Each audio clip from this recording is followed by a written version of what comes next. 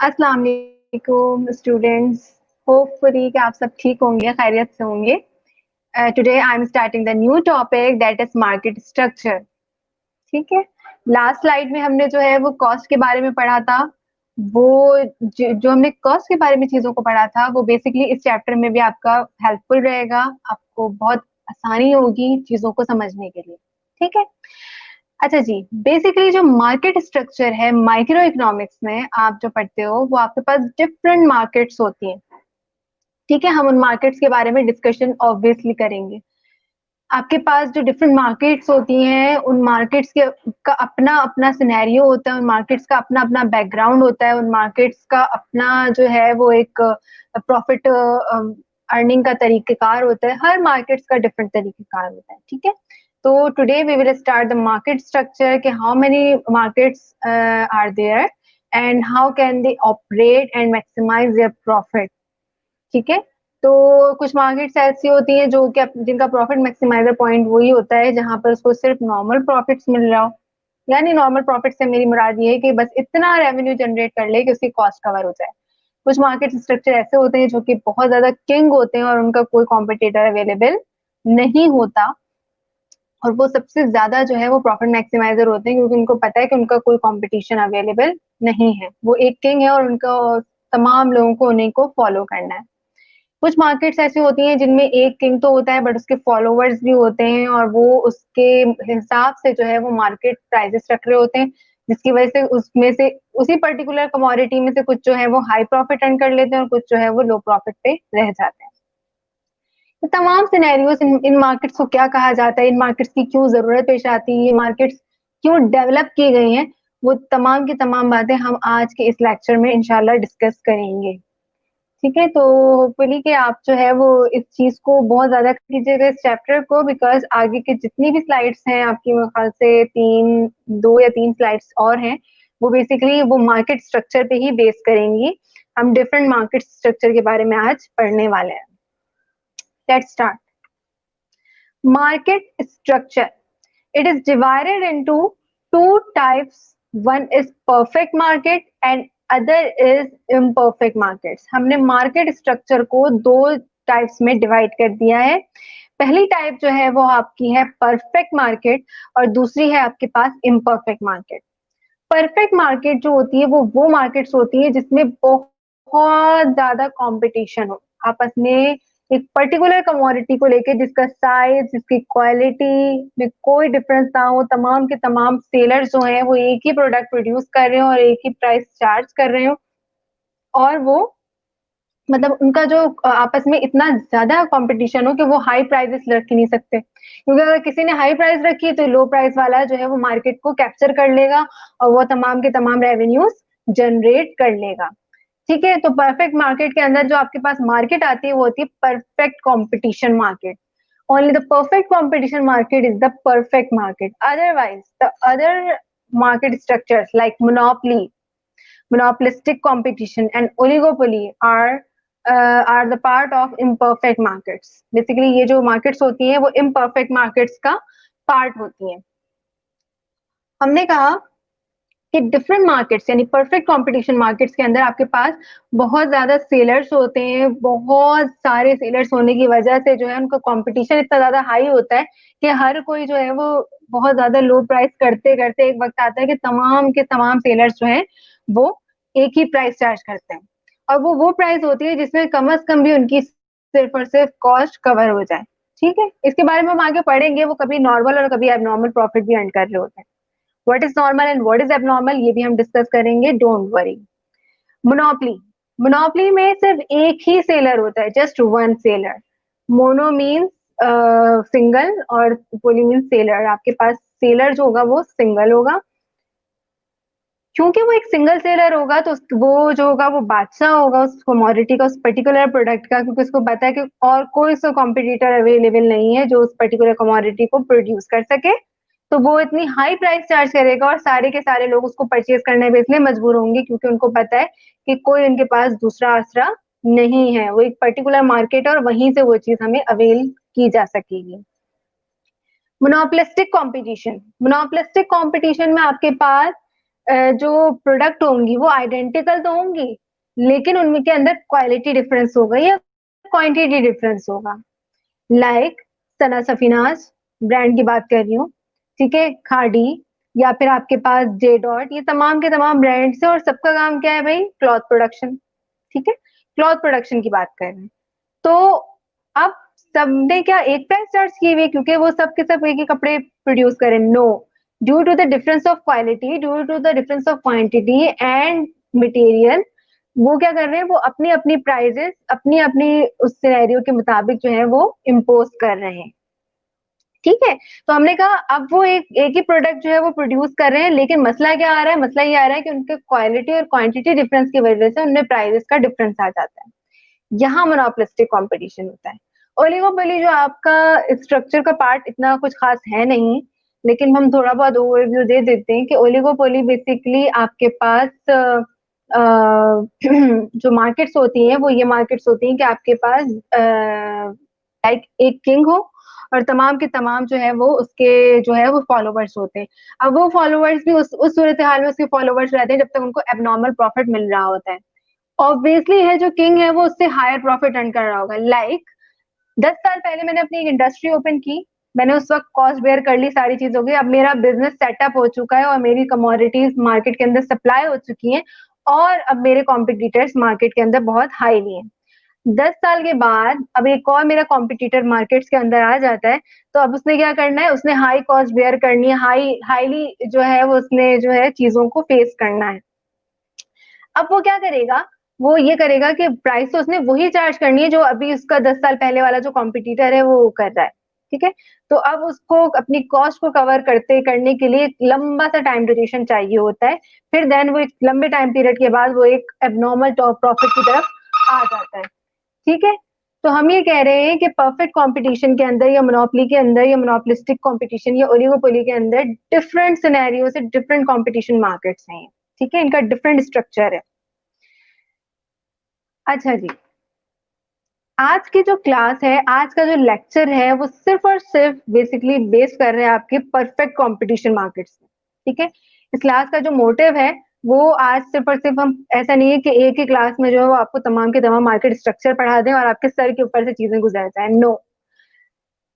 चीजें जो है वो आपकी क्लेरिफाई इसलिए होने की जरूरत है क्योंकि ये चैप्टर आपका मोस्ट इंपॉर्टेंट है, इससे रिलेटेड आपके शॉर्ट आंसर्स आ जाते हैं या इससे रिलेटेड आपके लॉन्ग आंसर्स भी आ सकते हैं। परफेक्ट कंपटीशन, अ perfectly comparative market. Perfect competition जो है वो आपके लिए perfectly comparative markets is a hypothetical market where competition is at its greatest possible level।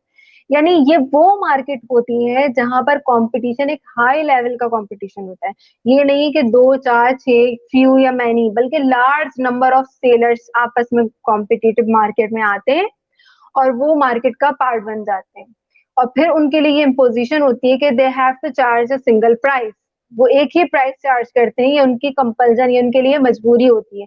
Otherwise अगर एक भी कॉम्पिटिटर हाई प्राइस चार्ज करेगा तो तमाम के तमाम कॉम्पिटिटर जो कंज्यूमर्स होंगे वो उससे कभी भी वो चीज नहीं खरीदेंगे, ठीक है। तो हमारे लिए कंपलसरी होता है कि तमाम के तमाम सेलर्स एक ही प्राइस पर एग्री हो। Neoclassical economists argue that perfect competition would produce the best possible outcome for consumers and society। जो क्लासिकल स्कूल थॉट का जो न्यू वर्जन है, न्यू क्लासिकल, वो कहते हैं कि परफेक्ट कंपटीशन जो है वो एक बेस्ट पॉसिबल आउटपुट या प्रोडक्शन या आउटपुट हमें दे सकता है अगर हम कंज्यूमर्स पॉइंट ऑफ व्यू से देखें या सोसाइटी के पॉइंट ऑफ व्यू से, क्योंकि वो सिंगल प्राइस चार्ज कर रहा होता है और सबको ये नॉलेज होती है कि यही प्राइस अगर हम मार्केट में जाएंगे तो हमें यही प्राइस मिलेगी। लाइक आपके पास राइस है, बासमती राइस है, आपको पता है इस राइस की जो क्वालिटी है, इस क्वालिटी का राइस जो है वो 180 रुपीज का आपको मिलेगा। अब आप कहीं भी पाकिस्तान के किसी भी कोने में चले जाएंगे तो आपको ये पता होगा कि इसकी प्राइस इससे ज्यादा नहीं होगी, इतनी ही होगी, और वो प्राइजेस जो उसके कॉम्पिटिटर है they have to charge the same prices. या आप किसी भी ब्रांड की तरफ चले जाएं तो आजकल एक पूनम ब्रांड चला हुआ है आपका पेरिश उसके लिए, दाल के लिए, बीन्स के लिए, या फिर आप उसकी बात कर लो राइस के लिए या फिर व्हीट के लिए। तो एक प्रोडक्ट आ गई है, अब उस प्रोडक्ट ने अपना रख दिया है कि हाँ हमारे पास जो है वो वीट की जो पर केजी प्राइस है वो लेट सपोज 50 रुपीज है, राइस की जो पर केजी इस क्वालिटी का राइस है इसकी प्राइस जो होगी वो मेरे पास 180 रुपीज होगी। अब मैं पाकिस्तान के किसी भी एरिया में चली जाऊं, मुझे पूनम जो ब्रांड है उसकी उस क्वालिटी का जो प्रोडक्ट है वो मुझे सेम प्राइसेस पे मिलेगा। अगर कहीं कोई हाई प्राइस ले रहा है तो मैं कभी भी उस दुकान से, उस शॉप से, उस मार्ट से वो चीज नहीं परचेज करूंगी, क्योंकि मुझे समझ में आ जाएगा कि ये जो है वो हमारे साथ फ्रॉड कर रहे हैं। ठीक है, तो परफेक्ट कंपटीशन केस में आपके पास कोई फ्रॉड केस नहीं होता, आपके पास फुली नॉलेज होती है, फुली इंफॉर्मेशन होती है कि जो भी सेलर है, जितने भी सेलर्स हैं वो सब के सब वही प्राइस चार्ज करेंगे जो मार्केट प्राइस होगी, जो हमें पता है। Characteristics of perfect competition market तो बहुत इंपॉर्टेंट है, जो बार बार मैं आपसे एक बात कह रही हूँ। तो perfectly comparative markets exhibit the following characteristics, ये तमाम के तमाम कैरेक्टरिस्टिक्स को मीट करता है। What characteristics are? Large number of sellers and buyers, बहुत ज्यादा मिकदार में आपके पास क्या होते हैं, सेलर्स भी होते हैं और बायर्स भी होते हैं। ठीक है, बहुत बड़ी तादाद में। There is a perfect knowledge, आपको परफेक्टली नॉलेज होगी इस कमोडिटी के बारे में। ठीक है, जैसे मैंने आपको बताया ना कि अगर आप आटा लेने जा रहे हैं, फ्लोर लेने जा रहे हैं, तो आपको ये पता है कि भाई आटे की जो कीमत है वो late suppose 60 rupees per kg है। अब आप कराची के जिस भी इलाके में चले जाएं, आपको आटा पर केजी 60 रुपीज ही मिलेगा। ऐसा नहीं है कि कोई जो है वो लो प्राइस में दे रहा हो तो सारे के सारे पूरा कराची उस दुकान में, उस शॉप में या उस मार्ट में जाके बैठ जाएगा कि हमें यहाँ से मिल लेना है। या अगर हाई प्राइस दे रहा होगा तो कोई भी उससे परचेज नहीं करेगा, क्योंकि सबके पास ये नॉलेज है कि यहाँ पर वीट की या फ्लोर की प्राइस जो है वो कांस्टेंट है, वो आगे पीछे या इंक्रीज या डिक्रीज उस वक्त तक नहीं हो सकती जब तक गवर्नमेंट अनाउंस नहीं करेगी। After the announcement of government फिर हमें एक नॉलेज मिल जाती है कि ये न्यू प्राइजेस है और यही मार्केट के अंदर चार्ज होंगी। There are no barriers to entry into और exit out of the market, कोई ऐसा बैरियर नहीं है कि हर कोई यहाँ पर जो है वो नहीं आ सकता, ये यहाँ से जा नहीं सकता। जिसका दिल चाहे वो इस मार्केट के अंदर एंटर भी हो सकता है और जब दिल चाहे वो इस मार्केट से एग्जिट भी हो सकता है। लाइक पेरिशेबल आइटम्स की बात कर लेती हूँ, वेजिटेबल्स या फिर फ्रूट्स।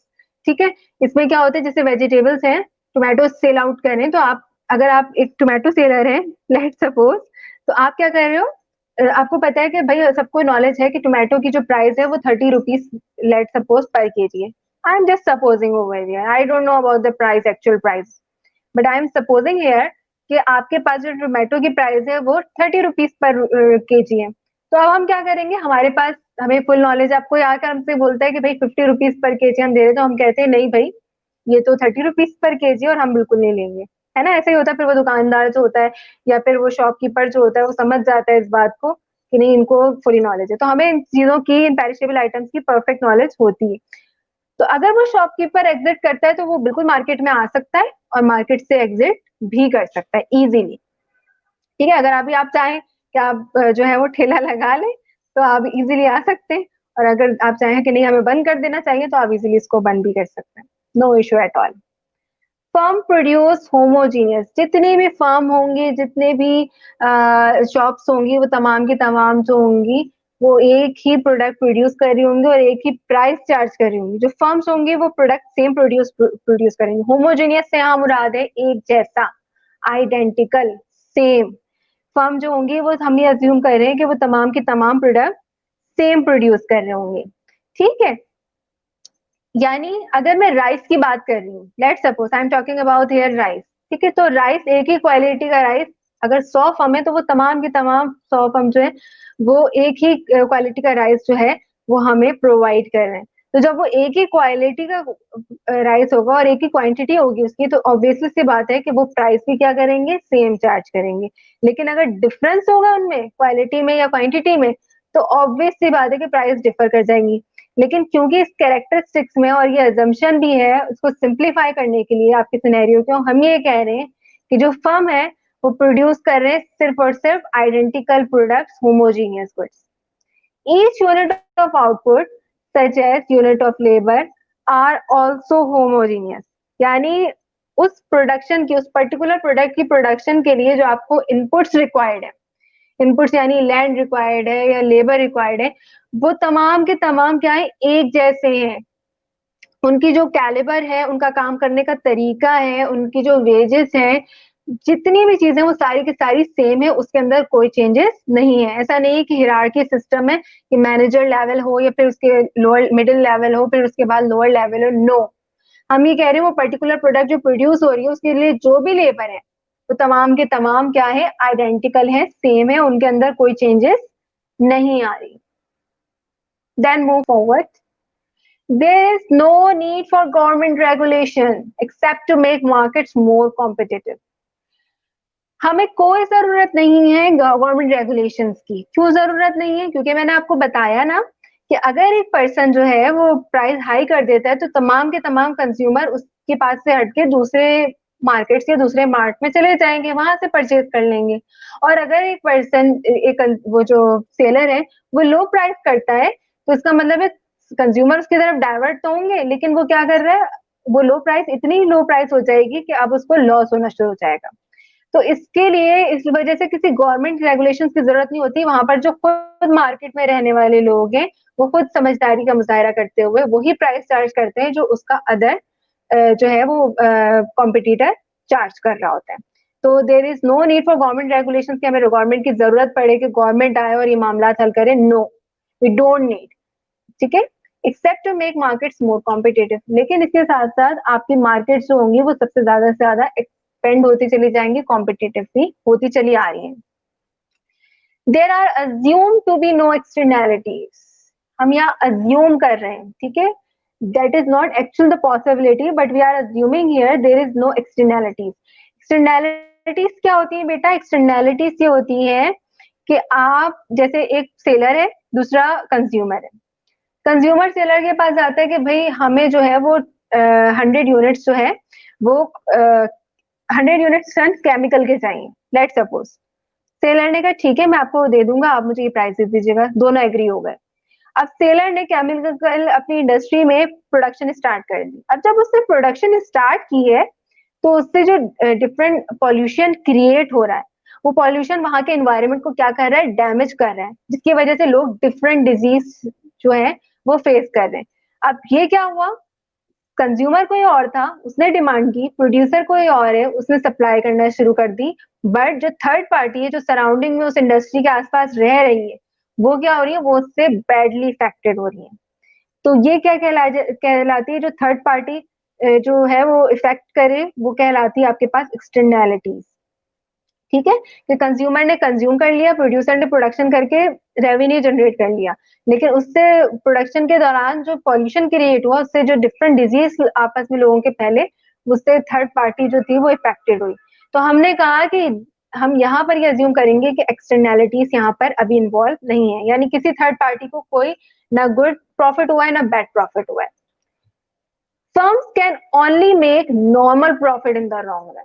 यहाँ पर एक बहुत इंपॉर्टेंट बात जो हम परफेक्ट कंपटीशन के बारे में कहते हैं कि जो परफेक्टली कंपैरेटिव मार्केट्स होती हैं वो लॉन्ग रन में नॉर्मल प्रॉफिट्स, हमेशा नॉर्मल प्रॉफिट अर्न करती हैं।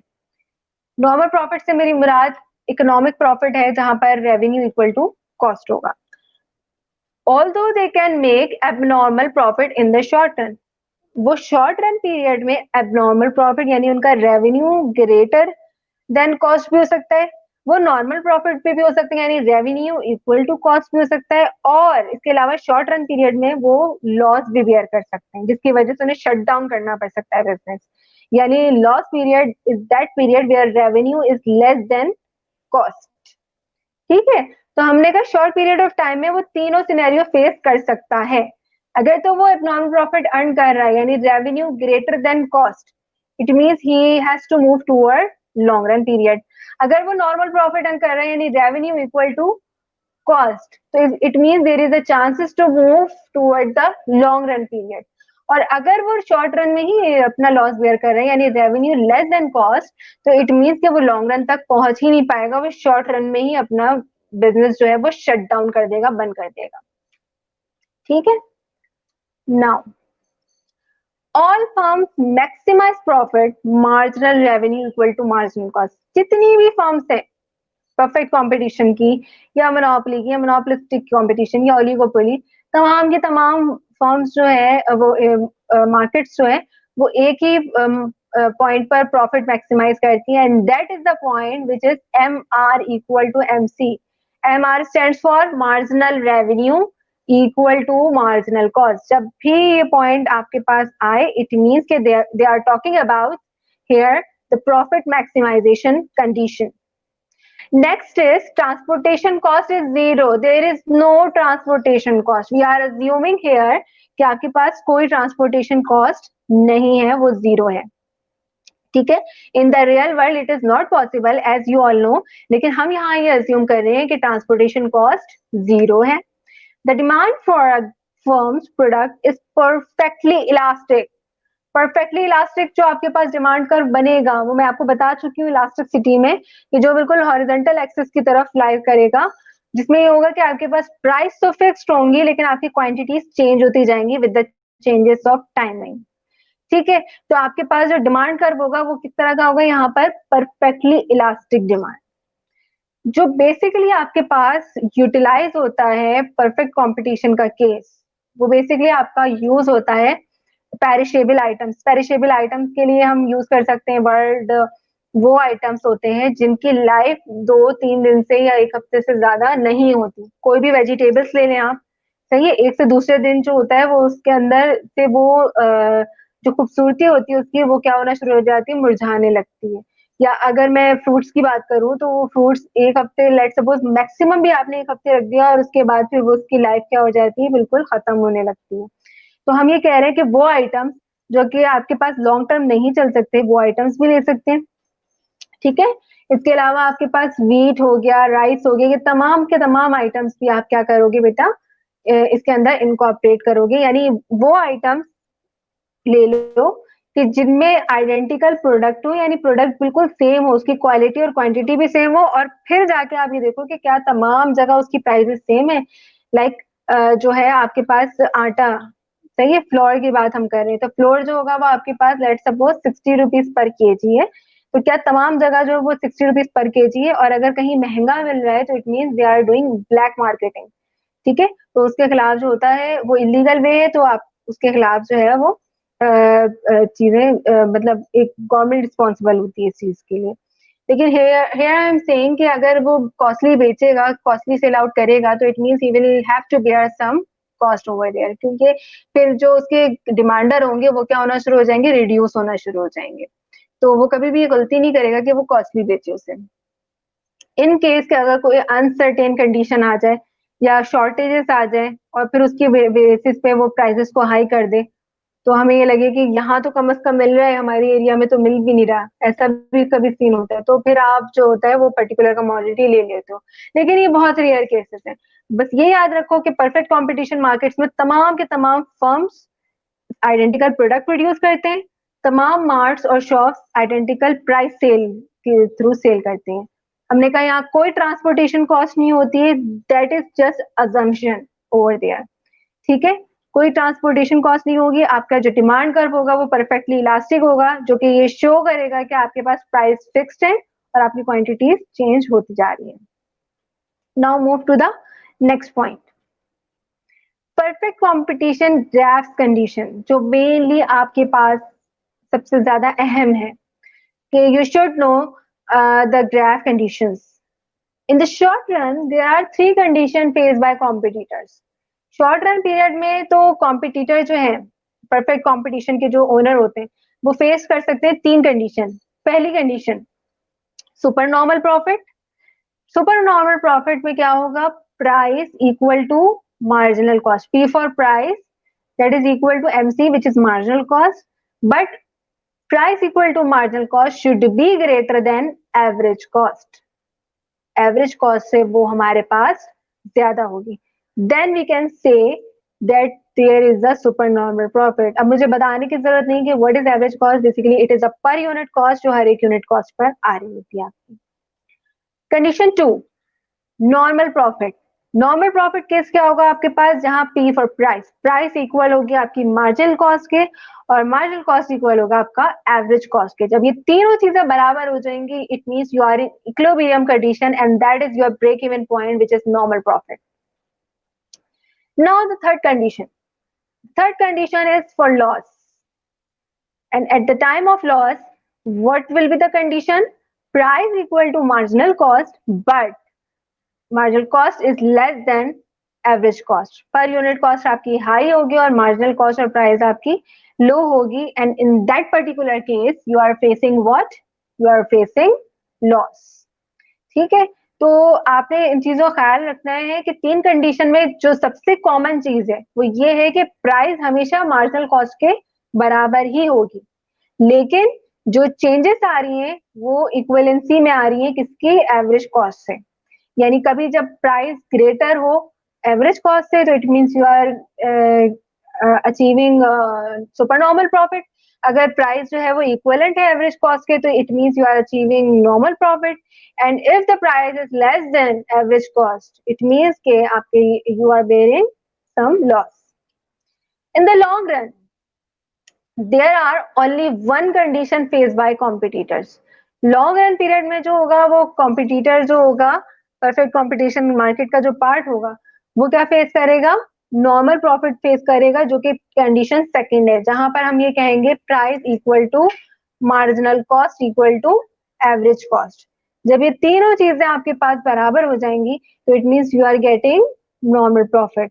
ठीक है, तो लॉन्ग रन तक पीरियड में आने के लिए उसको कौन सी कंडीशन मीट करनी होगी, फर्स्ट कंडीशन। अगर वो फर्स्ट कंडीशन मीट कर जाता है, अगर वो प्राइस हाई ज्यादा चार्ज कर रहा है और उसकी कॉस्ट इतनी कम आ रही है तो इट मीन्स ही और she can easily move toward long run period.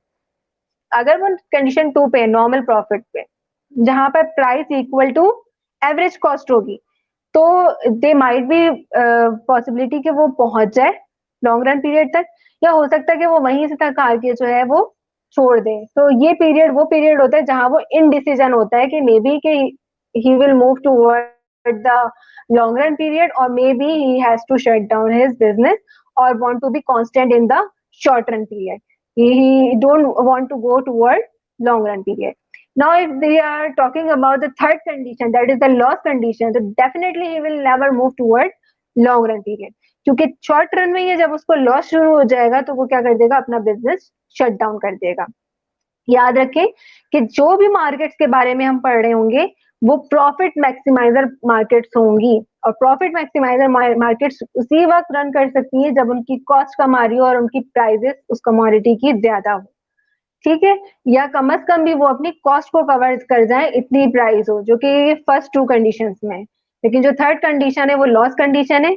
अगर वो ये लॉस कंडीशन बेयर करेगा तो वो लॉन्ग रन पीरियड पे नहीं जाएगा, he will shut down his businesses. Now move toward the next slide. Condition 1. बेटा आप देख रहे होंगे the condition 1 is that first of all आप पहले ग्राफ को देखो, अभी सेकंड ग्राफ को भूल जाए। फर्स्ट ग्राफ में आपके पास हॉरिजॉन्टल एक्सिस में क्वांटिटीज हैं और वर्टिकल एक्सिस में आपके पास let suppose cost slash revenue लिखा हुआ है, यानी कॉस्ट एंड रेवेन्यू बोथ।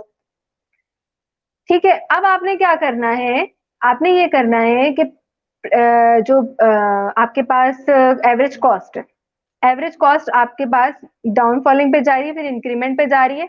ये एवरेज कॉस्ट में आपको जो है वो लास्ट लेक्चर में बता चुकी हूँ कि how to plot this average cost curve. ठीक है, and how to plot this marginal cost curve too. ठीक है, ये मैं सब आपको बता चुकी हूँ लास्ट लेक्चर में, जो कि हमने कॉस्ट वाला चैप्टर पढ़ा था। तो ये एवरेज कॉस्ट कर्व आ गया आपके पास, ठीक है, यू शेप में, और मार्जिनल कॉस्ट आपका इंक्रीजिंग की तरफ जा रहा है। मैंने कहा था परफेक्ट कंपटीशन के केस के अंदर आपके पास जो प्राइजेस होंगी वो क्या होंगी, कांस्टेंट होगी, प्राइजेस चेंज नहीं होती। Let's suppose I am taking here the price PE जो कि कांस्टेंट है, मैंने कोई कैलकुलेशन नहीं ली है इस वक्त। ठीक है, I am not taking any calculation, क्योंकि कैलकुलेशन आप वहां कर चुके हो बैक साइड पे। अब आप कोई भी प्राइस ले लो, लेट सपोज 10 रुपीज आपने प्राइस ली, एवरेज कॉस्ट आप पुराने वाले लेक्चर से ले लीजिएगा, मार्जिनल कॉस्ट भी प्रीवियस लेक्चर से ले लीजिएगा, या प्राइस आप लेट सपोज ले लीजिए अराउंड 100 रुपीज ले लीजिए। ठीक है, कुछ भी ले लीजिए जो आपको सुइटेबल लगे। देन आपने कहा था प्रॉफिट मैक्सिमाइजिंग कंडीशन आपकी क्या होती है, price equal to marginal cost और marginal revenue equal to marginal cost.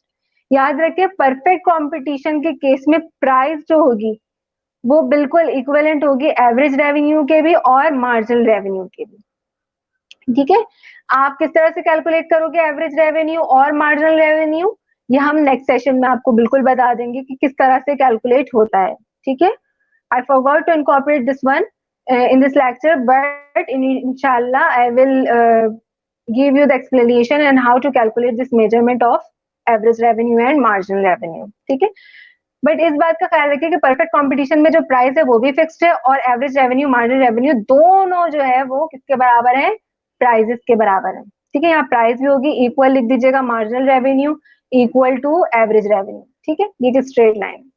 अब हमारी प्रॉफिट मैक्सिमाइजिंग कंडीशन क्या थी, marginal revenue equal to marginal cost, जो मैंने आपको प्रीवियस उसमें बताया ये वाली। All firms maximise profit marginal revenue equal to marginal cost. ठीक है, हमने कहा price equal to marginal revenue equal to margin average revenue, तो हमने कहा कि ये स्ट्रेट लाइन जो जा रही है ये एवरेज रेवेन्यू भी और मार्जिनल रेवेन्यू और ये प्राइस भी यही है। तो किस पॉइंट पर आपके पास जो है marginal revenue equal to marginal cost हो रहा है या price equal to marginal cost हो रहा है, इस वाले पॉइंट पर। This one is the point where the price and marginal cost are equivalent. आपने ये पॉइंट बनाया, यहाँ से स्ट्रेट अवे लाइन लेकर गए, दैट इज QE। ये QE आपको बता रहा है कि कॉम्पिटिटिव मार्केट्स के अंदर, परफेक्ट कॉम्पिटिटिव मार्केट्स के अंदर जो कॉम्पिटिटर्स हैं उन्होंने कितने आउटपुट प्रोड्यूस करना है, QE तक आउटपुट प्रोड्यूस करना है। In that particular case, how much cost he will have to bear? तो इसी पॉइंट से सीधा आपके पास एवरेज कॉस्ट कर्व से आपके पास एक पॉइंट टच हो रहा होगा, उससे आप सीधा लेके जाएंगे, that is your C, which is your cost. ठीक है, तो हमने कहा प्राइस आपकी ये है PE और कॉस्ट आपकी C है, और कितना क्वांटिटी आपने प्रोड्यूस करनी है, QE तक क्वांटिटी प्रोड्यूस करनी है। In that particular case what will be the business owner get, he will get super normal profit. Why? Because price is much greater than cost. Here is the price is greater than his average cost. जब price आपके पास average cost से ज्यादा होगी, because this is the average cost curve, तो आपकी price जब average cost curve से ज्यादा होगी, तो it means you are getting super normal profit. That is called super normal profit. And अगर हम बात करें दूसरे वाले ग्राफ की, तो on the horizontal axis you are taking here quantity, vertical axis में आपने क्या ले लेना है, प्राइस ले लीजिए। ठीक है, प्राइस ले लीजिए। डिमांड, आपने डिमांड कर्व बनाया, डिमांड किस तरह से प्लॉट हो गया, I have already told you. Supply curve किस तरह से प्लॉट होता है, I have already told you.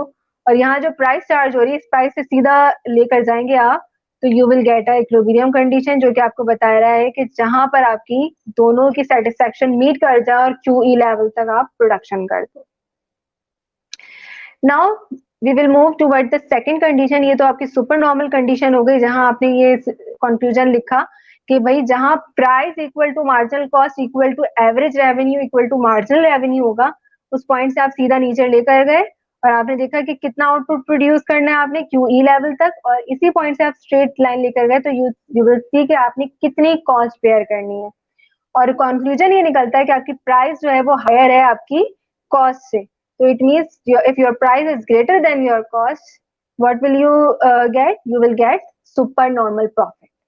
ठीक है, इस सेकंड ग्राफ की यहाँ पर ऐसा कोई इतनी खास जरूरत नहीं थी, लेकिन अगर बना ले तो दैट विल बी गुड। ठीक है, now move toward the second condition. The second condition over there, second condition जो है वो आपकी क्या थी, नॉर्मल प्रॉफिट की थी।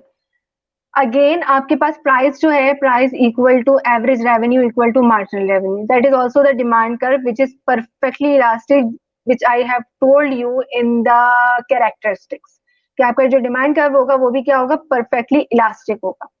प्राइस आपकी क्या है, P1 है। अगेन एवरेज कॉस्ट आपका ये बन रहा है, मार्जिनल कॉस्ट सेम शेप है, एवरेज कॉस्ट की शेप में भी कोई डिफरेंस नहीं होगा, मार्जिनल कॉस्ट के शेप में भी कोई डिफरेंस नहीं होगा, लेकिन सिर्फ डिफरेंस कहाँ होगा, पॉइंट पर होगा। पॉइंट क्या है, प्राइस कर्व आपके पास जा रहा है बिल्कुल परफेक्टली इलास्टिक, आपका एवरेज कॉस्ट कर्व जो है वो टच कर रहा है आपकी प्राइस लाइन से। ठीक है, हमने कहा प्रॉफिट मैक्सिमाइजिंग कंडीशन क्या होती है, marginal cost equal to marginal revenue. तो इस पॉइंट पर आपके पास ये वो पर्टिकुलर पॉइंट है जहां मार्जिनल कॉस्ट और मार्जिनल रेवेन्यू दोनों बराबर है। हमने ये पॉइंट पे लाइन ड्रॉ कर दी। ठीक है, आपको अगेन बता रही हूँ कि प्राइस जो है, प्राइस ये सिर्फ प्राइस कर्व नहीं है बल्कि डिमांड कर्व भी है, ये एवरेज रेवेन्यू करती है, मार्जिनल रेवेन्यू करती है। तो ये आपने स्ट्रेट लाइन आपने ड्रॉ कर दी और आपने बताया कि ये वो पर्टिकुलर पॉइंट है जहां मार्जिनल कॉस्ट और मार्जिनल रेवेन्यू बराबर है। इससे स्ट्रेट लाइन लेके गए, आपको पता चला कि आपने कितना आउटपुट प्रोड्यूस करना है, परफेक्ट कंपटीशन मार्केट ने कितना आउटपुट प्रोड्यूस करना है, Q1 लेवल ऑफ आउटपुट तक प्रोडक्शन करनी है, उन्होंने कर दी। अब ये तो प्राइस आ गई, but where is the cost? तो कॉस्ट भी यहीं पर टच हो रही है और इसी पॉइंट पर आ रही है। तो यही वाली जो प्राइस जो भी है वही इक्विवेलेंट है आपकी किसके? कॉस्ट के बराबर है। तो ये आपको सेकंड कंडीशन बता रही है कि ये आपका नॉर्मल प्रॉफिट है, क्योंकि आपके यहाँ इस पॉइंट पर आपके पास प्राइस और एवरेज कॉस्ट दोनों क्या है? बराबर है, इक्विवेलेंट है। ठीक है, तो यहाँ पर आपके पास नॉर्मल प्रॉफिट अर्न हो रहा होगा। नेक्स्ट थर्ड कंडीशन जो है आपके पास, जिसको आप कह रहे थे loss condition, and in that particular loss condition again आपने क्या लेना है? क्वांटिटीज लेनी हो ऑन द हॉरिजॉन्टल एक्सिस, और वर्टिकल एक्सिस में आप कॉस्ट और प्राइस रख लें। प्राइस आपकी फिक्स्ड है जो कि आपके एवरेज रेवेन्यू और मार्जिनल रेवेन्यू के बराबर है। एवरेज कॉस्ट देखें आप, जो प्राइस लाइन है उससे बहुत ज्यादा अबव है, मार्जिनल कॉस्ट आपकी उससे कट करती हुई जा रही है। नाउ फोकस करें इस बात पर कि आपका प्रॉफिट मैक्सिमाइजिंग पॉइंट कौन सा था, जहां पर मार्जिनल कॉस्ट इक्वल हो मार्जिनल रेवेन्यू को। In this point there is the marginal revenue and marginal cost are equivalent, ये दोनों आपस में क्या है? इक्वल है इस पॉइंट के अंदर। ठीक है, but where is the cost? The cost is above than the price. आप इससे सीधा लेकर ऊपर जाएंगे तो one point will touch the average cost and that is the point which is called average cost point. और यहाँ पर आपको पता चलता है कि आपकी कॉस्ट जो है वो आपकी प्राइसेस से हाई है in a particular quantity at the Q level. तो आपके पास क्या हो रहा है? प्राइस जो है वो लेसर है और कॉस्ट आपकी हाई है। वो आपको कर्व से ही पता चल रहा है कि आपका average cost curve above the price line है। तो that's why you are facing what? Loss. और इन दैट पर्टिकुलर केस जो परफेक्ट कंपटीशन मार्केट होगी वो क्या करेगी? वो अपना जो बिजनेस है उसको शट डाउन कर देगी, वो आगे रन अप उसको नहीं होने देगी। ठीक है, तो अगर हमें लॉन्ग रन पीरियड में जाना है तो हमें फर्स्ट टू कंडीशंस को ही फॉलो करना होगा। थर्ड कंडीशन में वो शॉर्ट रन में ही खत्म कर देगा अपना बिजनेस, लॉन्ग रन की तरफ मूव नहीं करेगा। Now move toward the long run period, that is the condition 4। The condition 4 is just similar to the condition 2, बिल्कुल उसी तरह होती है, बस यहाँ पर जो है वो मार्जिनल कॉस्ट के साथ जो है एल लग जाता है, that is long run marginal cost. वो वाली जो कॉस्ट थी वो शॉर्ट रन मार्जिनल कॉस्ट थी, उसके साथ एस लगा दीजिए। यहाँ पर जो है वो long run average cost L लग जाता है। ठीक है, एवरेज रेवेन्यू लॉन्ग रन की हो जाती है, marginal revenue long run, but आपका जो ग्राफ होगा वो बिल्कुल सेम होगा, ग्राफ के अंदर कोई डिफरेंस एज सच आपका नहीं आ रहा होता। ठीक है, बस जहां जहां आपके पास एमसी है वहां एल लगा दें, जहां एसी है वहां एल लगा दें, L A C. Average revenue is for long run average revenue, MR के साथ एल लगा दें, सबके साथ एल लगा दें, तो you will get the long run average revenue, marginal revenue, average cost and marginal cost. And again आपके पास जो लॉन्ग रन पीरियड था उसके अंदर हमने कहा था कि आपके पास परफेक्ट कॉम्पिटिशन में सिर्फ और सिर्फ एक केस होता है, वो होता है नॉर्मल प्रॉफिट। और नॉर्मल प्रॉफिट जो होगा वो किस तरह से प्लॉट होगा?